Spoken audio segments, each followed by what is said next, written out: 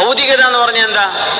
Accumulate ചെയ്യലാണ്. ഇപ്പൊ business പഠിക്കുന്നു, BBA പഠിക്കുന്ന കുട്ടികൾ അല്ലേ, കൊമേഴ്സ് പഠിക്കുന്നു, ബിസിനസ് അഡ്മിനിസ്ട്രേഷൻ പഠിക്കുന്നു.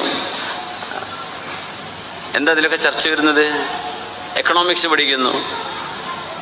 How can you multiply your money അല്ലേ, കയ്യിലുള്ള പൈസ എങ്ങനെ ഇരട്ടിയാക്കാൻ പറ്റും, എങ്ങനെ പൈസ ഉണ്ടാക്കാൻ പറ്റുമെന്നേ പഠിപ്പിക്കുള്ളൂ. ഏതെങ്കിലും കൊമേഴ്സിൽ പറയാറുണ്ടോ പാവപ്പെട്ടവർക്ക് ദാനം ചെയ്യണം, ഒരു ബൈത്തുറഹ്മ കൊടുക്കണം, നമ്മുടെ തണലിന് കൊടുക്കണം? എവിടെയും കാണാറുണ്ടോ? ആരെയും പഠിപ്പിക്കാറുണ്ട് അങ്ങനെ? ഞാൻ അതൊക്കെ പോട്ടെ, പാലിയേറ്റീവിന് കൊടുക്കണമെങ്കിലും പറയോ നമ്മുടെ കൊമേഴ്സ് പഠിക്കുന്ന വിദ്യാർത്ഥികളോട്? അവർ ചർച്ച ചെയ്യൂല. എന്തേ? എങ്ങനെ നിങ്ങൾ പൈസ ഉണ്ടാക്കിയാൽ മതി എന്നേ പഠിപ്പിച്ചു കൊടുക്കുള്ളൂ. ചെലവഴിക്കൽ പഠിപ്പിക്കൂല. പഠിപ്പിക്കുന്നുണ്ടെങ്കിൽ ഇന്ന ബ്രാൻഡൊക്കെ വാങ്ങിച്ചോ, അതങ്ങനെ ചെയ്തോന്നൊക്കെ.